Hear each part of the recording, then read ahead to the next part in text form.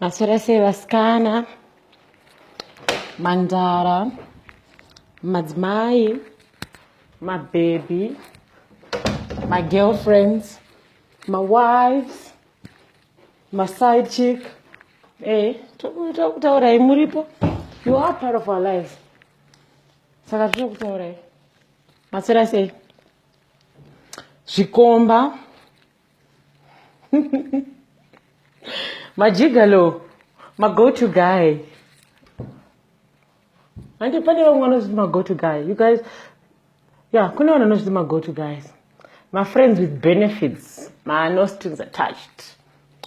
Madzimai, madzibaba. And my mfundis.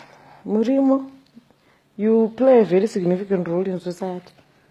Okay, some of you are responsible for marriages saved our lives. No, their lives, not me. I decided to help me out in what I need. But yeah, Maswera say to talk Tendai. Thank you very much, guys. This is probably going to be a long video. I hope not, because I did that. But there's something I need to speak about. You know, I look at my videos. Nonsense. I like typing more than I like speaking. One typing, you know, just delete. What's okay, and you're safe like that. Much video, people can actually take just that one part and whatever and say, this is how she said it, this is how it rolls and all that. Think that, okay, I'm sure all of you more ziltant and abasanaso. Nduda kutaura nezve vaskana vanoita basa rekurarama makwenzi, kupa mapasta mbiri, kupa nganga mbiri yekuti kwadza vanoti wanisa murume. Let me tell you some bitches. Let me tell you something, girls. Mind you, when I say bitches, please, dinesha marzangu, zakawanda nzenza. And because we are trying to embrace that word, to make it ours, to own it, so that you don't get offended, bitch. We call each other that. Okay, we can call each other queens or sisters and all that jazz, right? Really a label amongst friends. Most of the times it's just petty. It's just a label, okay? So I hope you won't take offense in the kakuti bitches, ladies, honeys, sweeties, and all that, okay? But ngatindi remberi, hapana munhu achambofa akakupa chekupfeka kuzasi, kana achambofa akakupa chekumwa, chekuzvizora, kuti kwanzi wane murume, kuti kwanzi murume uyu asiye mukadzi wake, kuti kwanzi uyu adana ane vasikana tu, saka ndoda choose uyu. Ladies, let me tell you something for free. Actually, you know this stuff, manimi. Akuna chunhu chaungazvizora kana kuzviisa kana kudini. The best thing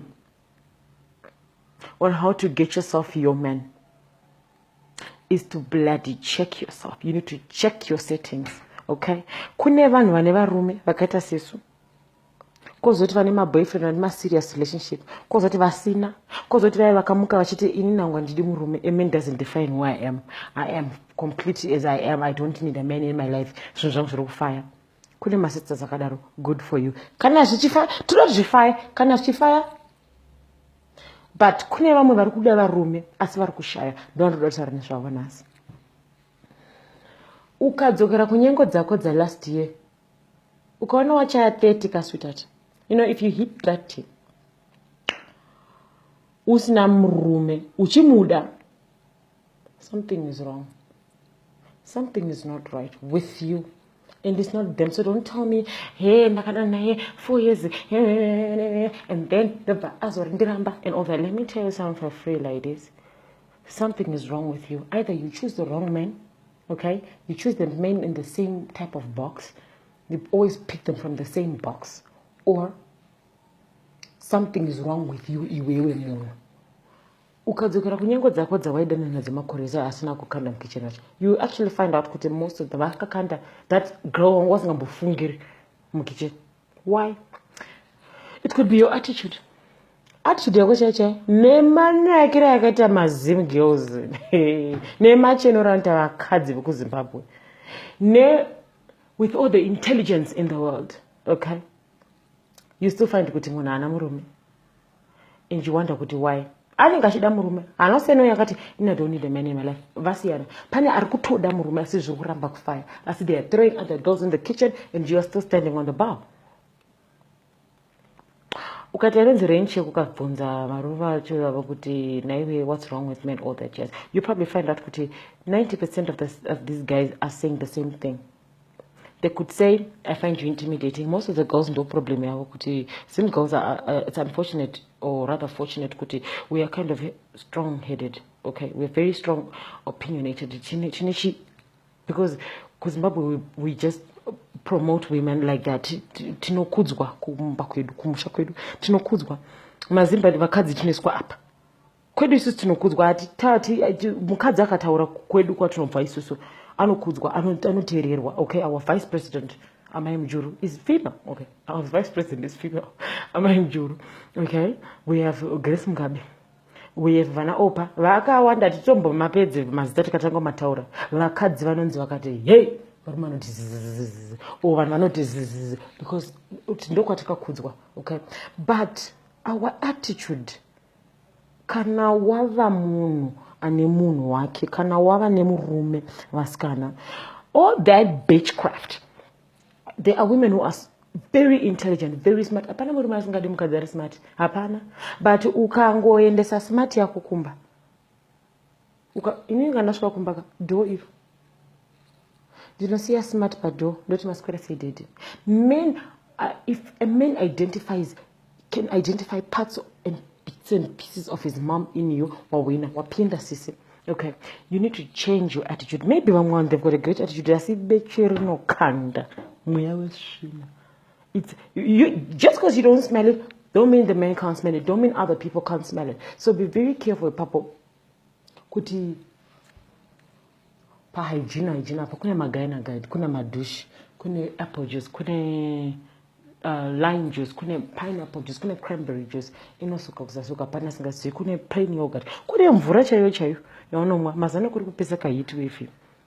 Ndakanzwa sisi Lorraine vachitaura ndeshamwari yangu inonzi Lorraine paFacebook kwanzi heat wave baby tinozokuna heat wave but chicks take care of yourselves. Hakuna munhu akagarwa zvekugarwa izvi guys vanhu vasina faith or now vakutsvaga pekublema. My dear, you can be smart nema degree ekwa ini hangu handina degree ndochokwadi handina degree ndakamaona madegree maiwe madegree ndakazomaona ndakamaona kunana big brother Africa. Ini ndine degree rakadzani ini ndine degree rakazada ini ndine degree rakazada ndikati hangu handina degree dai paine madegree rembedha ka inde gona degree pabonde ndo kwangu the department rangu. That's success part of us. Okay, and I'm going to talk about it right now. See a degree rako pado. Okay, usamudze kana uzakarume vari fani murume mai vake vaimusumudza mudenga vachidai vachimubikira beef kana liver vakadai.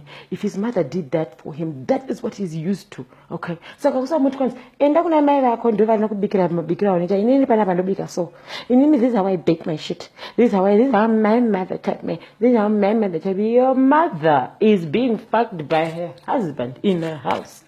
Okay, saka zvamai vako zvaraibika mabhanzi vachidai so okay unozvisa apa yes it's important atirambi but kana mai vaJohn vanenge vachibika so and this is how John likes it, this is how you're gonna treat John because baba vako iwowo for him to be addicted to your mother's cooking and it's because he likes the cooking. So your man has to like the cooking so that you can also go for the 20-year run, for the 20-year job because inini ndiribateni zvakaoma. I say I'm at it still. Anywho, do what your man wants. Do it. I know. I'm not going to be submissive to a man like that. If you are not going to be submissive to a man like that, there is another bitch waiting right by the corner to do the exact same thing you say no to. Ndovana, hey, kuti afene murmongo. Hanso akone kwa kuku. Vari vese usati mbonyepa zvakwenwa. Why? Kana kanda hukikoko she will be acting the dumb fool trying to get herself that man. You are kumbashako, or one desperate housewives, or musoro, or says you're not taking care of your man. If you don't take care of your man ain't gonna take care of you. It's like that. And there's no answer. Why should I be doing it? Why should I? Because you're a natural. You're a damn woman and you're a natural. Women are naturals. It's the truth. Women are naturals. Women are naturals. But iwe ukada kuzita boss. Tokudzivai vane dzakaputsika hatizodi kutaura nemazita pamusana peattitude. Saka iwe usina murume uri kutsvaga murume, check yourself. Pane ka plug kadiki, and you find out kuti chinhu chidiki so that chatiri kutadza kungogadzirisa, otherwise everything else is fine. Unoona wakadzidza, unochena, but there's just this link. Ndakapotsa ndaroorwa that. Hakuna tete who's working against you, Shamwari. Attitude is everything. Okay? It's important. Ndikutoza zvangu kuti yava pa 10 minutes 31 seconds. Inini handisina data. Saka maybe video inogona kutadza kuupload. But anyway, yes. Let's take care of our men, ladies. And those who are looking for men, check yourself. Check your settings. This is Amanda. I'm out.